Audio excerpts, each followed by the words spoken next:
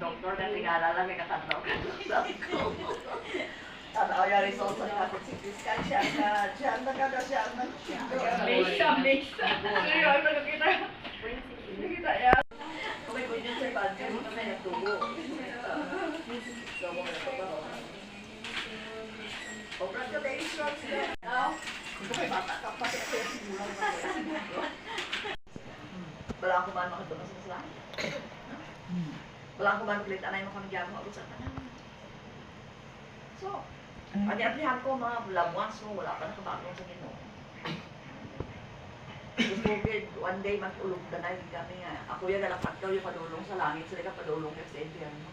That's a very, very, very sad scenario. Gamarcha sila to their doom, then ikaw gamarcha ka towards heaven, where the joy is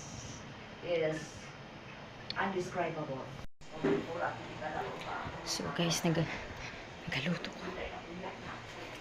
Ang rice ko, ginliwat ko luto kay nahilaw. So, dito siya akong ginluto. Nahilaw siya. Area, pichero. Tinig ang liwat. When he's already old, siling naman sa Ginoo, ang tao matawo sa tubig, sa flesh, naturally, sa flesh, no? Sa water. Pero ang tao man dapat matawo sa mahahabang na sa atong training ang Holy Spirit. Okay? Now, ang atong text makita sa Matthew 7:24-29.